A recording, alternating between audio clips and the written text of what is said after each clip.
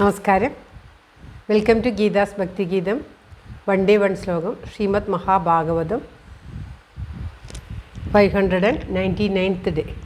Today 36th sloka of Pradhama Skanda 3rd chapter.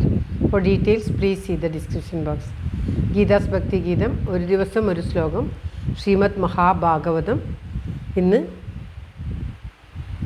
599-ാം ദിവസം. പ്രഥമസ്കന്ധത്തിലെ 3-ാമത്തെ അധ്യായത്തിലെ 36-ാമത്തെ ശ്ലോകം. ഓം നമോ ഭഗവതേ വാസുദേവായ. ഓം ശ്രീകൃഷ്ണ പരമാത്മനേ നമഃ. ഹരിശ്രീ ഗണപതയേ നമഃ. അവിഘ്നമസ്തു ശ്രീ ഗുരുഭ്യോ നമഃ. ഓം തത്സത്. കൃഷ്ണം നാരായണം വന്ദേ, കൃഷ്ണം വന്ദേ വ്രജപ്രിയം, കൃഷ്ണം ദ്വൈപായനം വന്ദേ, കൃഷ്ണം വന്ദേ പൃഥാസുതം. ശ്രീപരമാനന്ദനാഥനായ അദ്വൈതദീപമായി, മോക്ഷേക്ഷു വൃന്ദമന്ദാരമായി, കാരുണ്യവാരിധിയായി വിഭൂദേശനാം നാരായണൻ മമ മന്ദത മാറ്റണം. ഓം തത്സത്. ശ്രീമദ് മഹാഭാഗവതം പ്രഥമസ്കന്ധത്തിലെ 36-ാമത്തെ ശ്ലോകം. പ്രഥമസ്കന്ധത്തിലെ 3-ാമത്തെ അധ്യായത്തിലെ 36-ാമത്തെ ശ്ലോകം. ഓം തത്സത്. സവായിദം വിശ്വമമോഘലീല സൃജത്യവത്യത്തിന സജ്ജതേസ്മിൻ ഭൂതേഷു ചാന്തർഹിത ആത്മതന്ത്രഃ ഷാഢ്വർഗികം ജിഗ്രതി ഷഡ്ഗുണേശഃ. സവായിദം വിശ്വമമോഘലീല സൃജത്യവത്യത്തിന സജ്ജതേസ്മിൻ ഭൂതേഷു ചാന്തർഹിത ആത്മതന്ത്ര ഷാഢ്വർഗികം ജിഗ്രതി ഷഡ്ഗുണേശ. ഓം തത്സത്. പദം വിരിച്ച് ഇപ്രകാരമാണ് അർത്ഥം.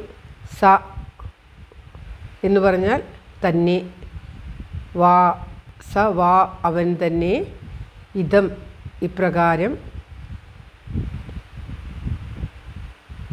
വിശ്വം വിശ്വത്തെ ലോകത്തെ, അമോഘ ലീല അമോഘ ലീല എന്ന് പറഞ്ഞാൽ നിഷ്ഫലമല്ലാത്ത ലീല, ഫലത്തോടു കൂടിയ ലീലയെ അവതരിപ്പിച്ചുകൊണ്ട്,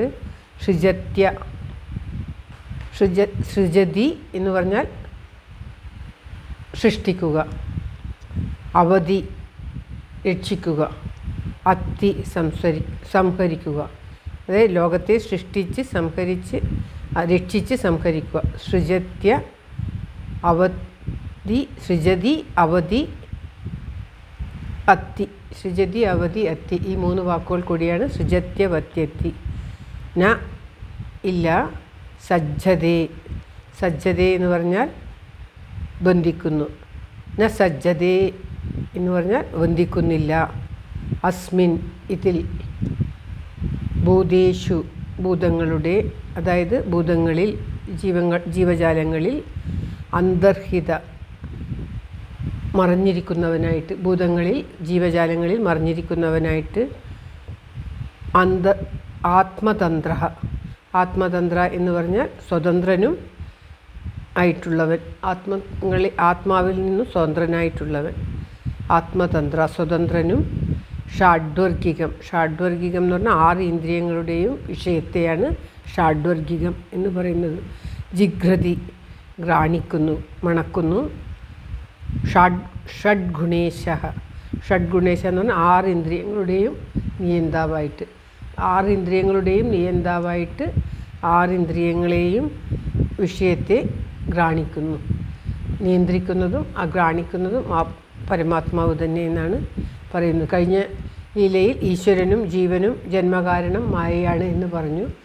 അപ്രകാരം മായയാണെങ്കിൽ പിന്നെ ഈശ്വരനും സാധാരണ ജന്മങ്ങൾക്കും ജീവനും ഈശ്വരനും ജന്മകാരണം ഇതാണെങ്കിൽ പിന്നെ ജീവാത്മാവിനും ആ പരമാത്മാവിനും എന്താണ് വിശേഷം, എന്താണ് വ്യത്യാസം എന്നാണ് ഈ ഭാഗത്തിൽ.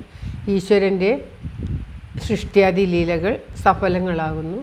എന്നാൽ ജീവസങ്കല്പം പോലെ അപ്രകാരമല്ല. ഈശ്വരൻ ഇച്ഛിക്കുന്ന മാത്രയിൽ തന്നെ ഈ ലോകം ഉണ്ടാകുന്നു. ഈശ്വരൻ തന്നെ ഈ ലോകത്തെ രക്ഷിക്കുന്നു, നശിപ്പിക്കുകയും ചെയ്യുന്നു. സൃഷ്ടിച്ച് രക്ഷിച്ച് സംഹരിക്കുന്നത് ആ പരമാത്മാവാണ്. എന്നാൽ ജീവാത്മാക്കൾക്ക് ഇപ്രകാരം സാധ്യമല്ല. ആത്മാനന്ദത്തിൽ തന്നെ ഇരിക്കുന്നതല്ലാതെ ഭഗവാൻ ഇതിലൊന്നും ചേർച്ച ഉള്ളവനായിട്ട് ഭവിക്കുന്നില്ല. വികാരമോ ഇതോ ഒന്നും ഭഗവാനില്ല. ഭഗവാൻ ദൂരെ നിന്നുകൊണ്ട് ഘ്രാണിക്കുക, അതായത് ദൂരത്തിൽ വ്യാപിക്കുന്ന ആ ഗന്ധത്തെ മണക്കുക എന്നല്ലാതെ ഒന്നിനോടും ചേർച്ചയില്ലാതെ എല്ലാറ്റിനെയും അറിയുന്നത് ഈശ്വര സ്വഭാവം. എന്നാൽ വിഷയങ്ങളോട് ചേർന്ന് സുഖദുഃഖങ്ങൾ അനുഭവിക്കുന്നത് ജീവസ്വഭാവം. ഇതാണ് ഈശ്വരനും ജീവാത്മാവിനും ഉള്ള വ്യത്യാസം എന്നാണ് ഇതിലൂടെ പറയുന്നത്. ഈശ്വരൻ എല്ലാ ഭൂതങ്ങളിലും നിഗൂഢമായിട്ട് നിയന്താവായിട്ട് ഇരിക്കുന്നു.